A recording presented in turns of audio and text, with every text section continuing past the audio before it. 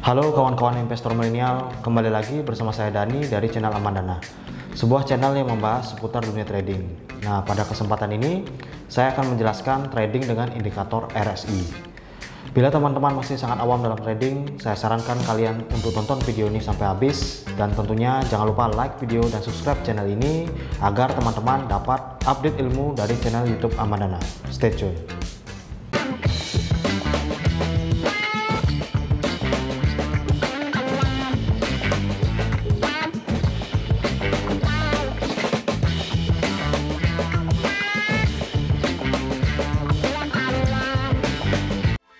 RSI atau Relative Strength Index adalah salah satu indikator teknikal yang populer dan banyak digunakan dalam trading di semua jenis pasar.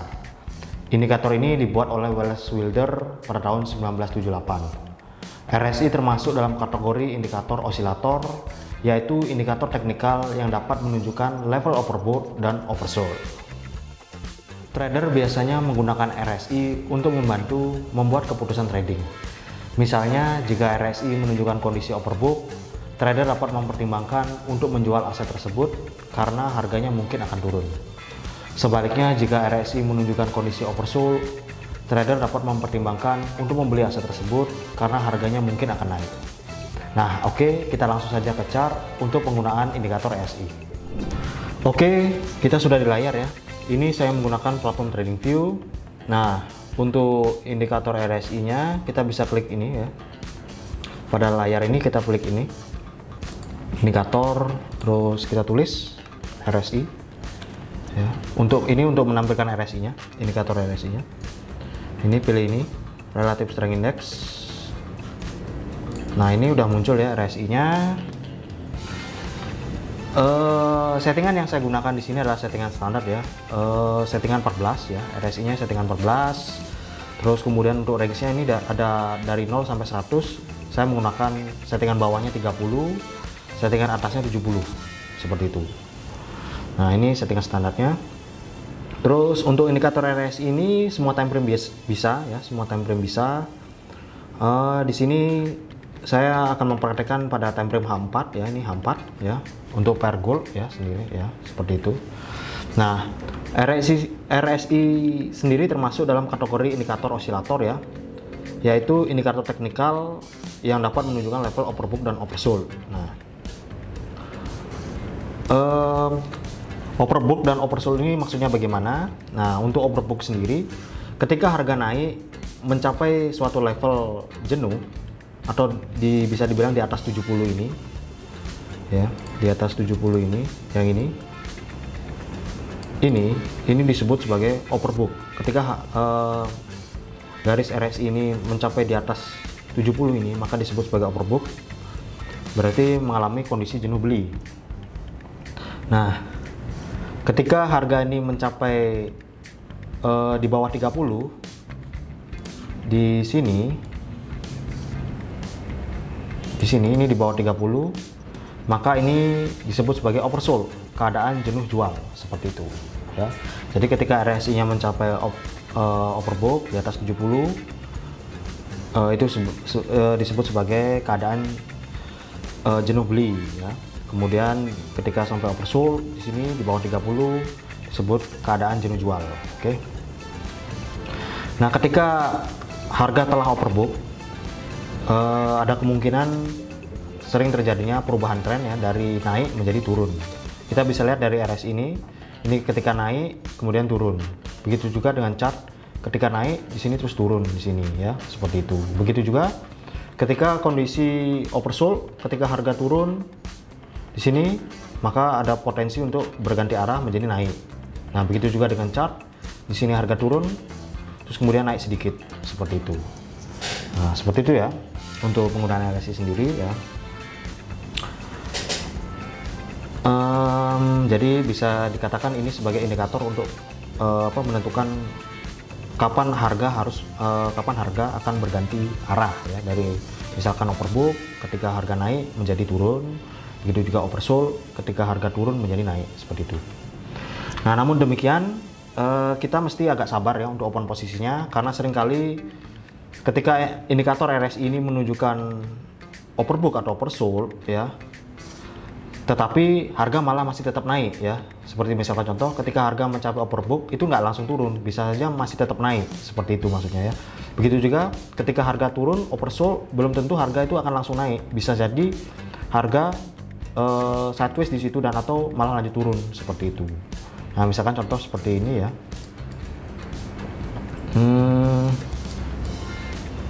Ini saya coba cari contohnya. Nah ini semuanya sesuai dengan itu. Nah ini misalkan ini ya.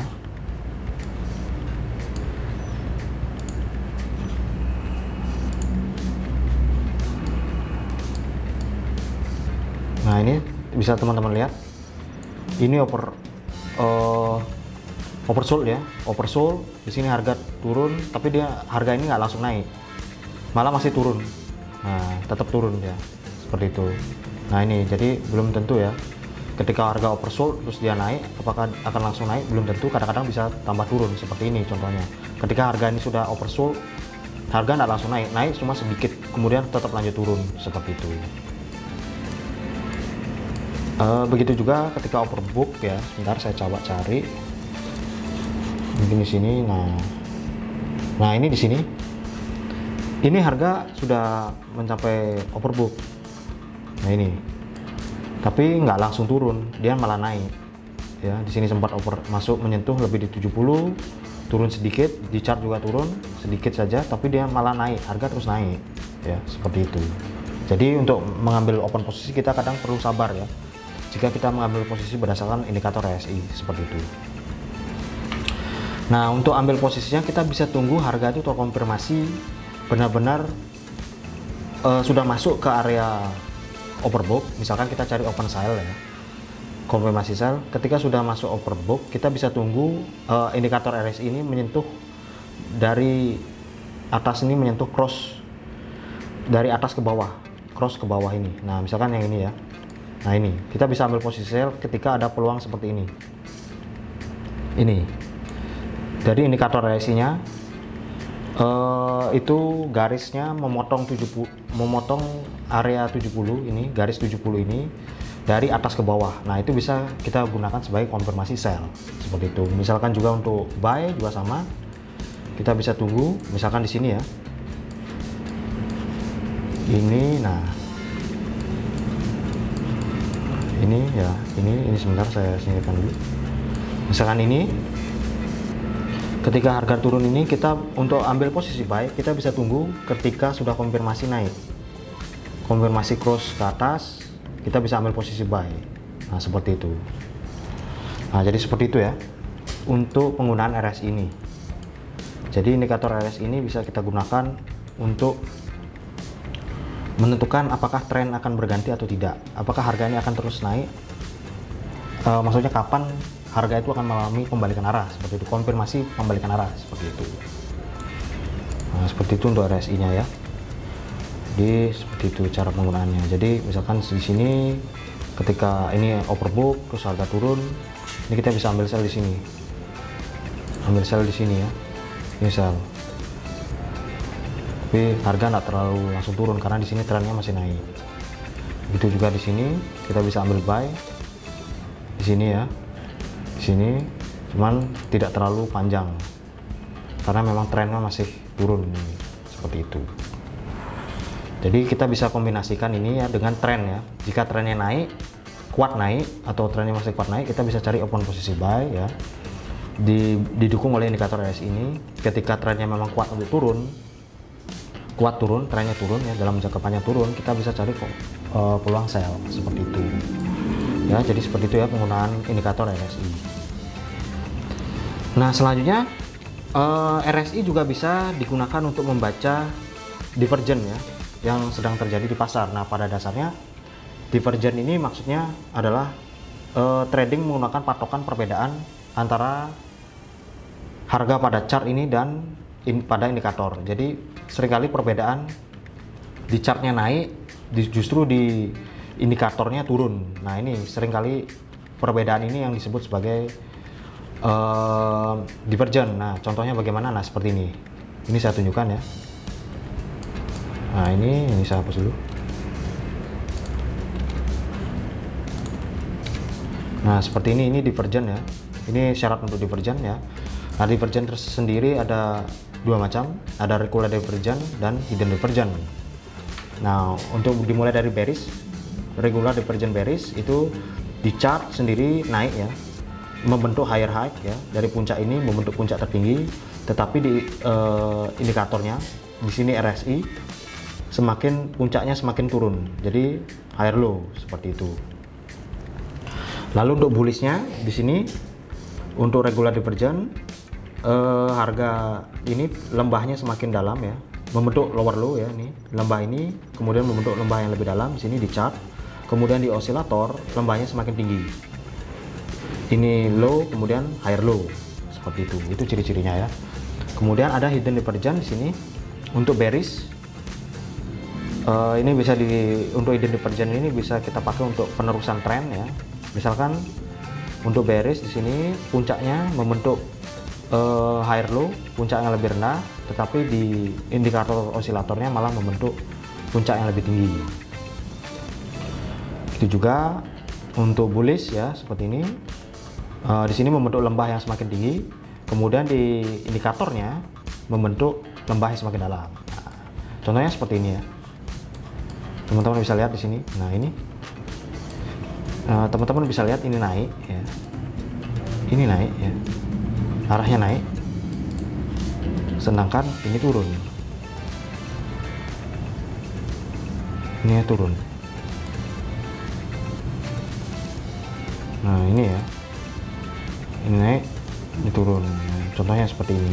Nah, ini naik, ini turun. Nah, seperti ini. Nah, ini naik, ini turun kan? Harga terus naik, melanjutkan trennya. Nah, ini turun, di sininya turun, di sininya naik, berarti hidden divergen kan, hidden divergen bullish. Jadi setelah ini harga melanjutkan lagi naik, cuman pendek ya, seperti itu. Nah, kita coba cari lagi ya. Nah, contohnya ini juga bisa di sini ya, ini ya, membentuk puncak yang lebih tinggi. Tapi di osilatornya, oh juga sama, ini sama, sorry, ini sama, bukan divergen ya ini. Kita coba cari yang lain ya untuk divergennya.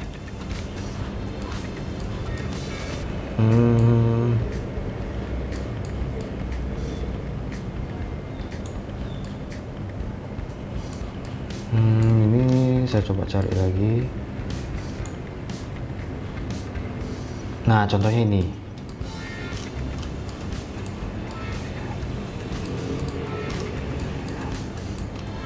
Nih, teman-teman bisa lihat yang ini. Ini juga divergen ya. Ini puncaknya lebih tinggi. Nah, ini ya. Di sini chartnya puncaknya lebih tinggi. Di sini membentuk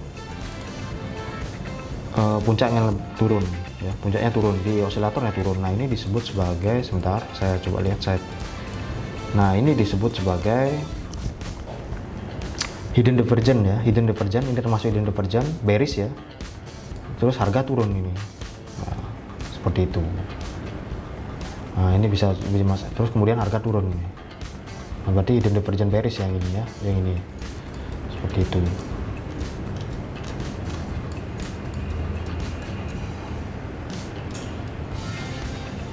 Nah, ini juga ya, ini bullish ya, bullish hidden divergen. Nah, ini agak sedikit turun ya, ini juga bisa dibilang sedikit turun. Nah, ini ya, ini hampir bisa disebut hidden divergen. Oh, atau yang ini, sorry, yang ini yang kecil ini. Nah, nah ini membentuk lower low ya, lembah, ini lembahnya lebih dalam, tapi di osilator ini naik. Nah, ini naik ya, dan harga naik, jadi pembalikan ya, divergen. seperti itu ya, itu divergent. Nah, divergent trading ini sangat berguna bagi kita untuk mengidentifikasi kapan saat berubah tren ya. Seperti contoh ini, trennya turun, kemudian di sini ada divergent, ini harga naik balik, jadi turun menjadi naik, seperti itu. Nah, ya seperti itu ya. Jadi divergent ini sangat berguna untuk mengidentifikasi kapan sebuah tren akan berlangsung turun dan kapan sebuah tren mulai melambat ya. Contohnya ini ya, turun, kemudian ada divergent sini. Ini sebentar saya coba lihat. Ini termasuk, oh ini bullish regular ya. Ini bullish regular, yang ini yang saya tandai termasuk bullish regular ya. Bullish regular. Nah, dimana di sini membentuk lower low, lembahnya lebih dalam, kemudian di osilatornya lembahnya semakin tinggi, jadi regular divergent. Pembalikan arah ya. Regular divergent itu lebih pengertiannya lebih condong ke pergantian tren, untuk mendeteksi pergantian tren, sedangkan hidden divergent itu untuk mengidentifikasi penerusan tren, seperti itu. Ya, jadi seperti itu cara penggunaan indikator RSI ya dalam trading. Meskipun RSI sering digunakan sebagai indikator standalone, trader biasanya menggabungkannya dengan analisa teknikal seperti analisa candlestick, support resisten, analisa tren, analisa fundamental, dan lain-lain.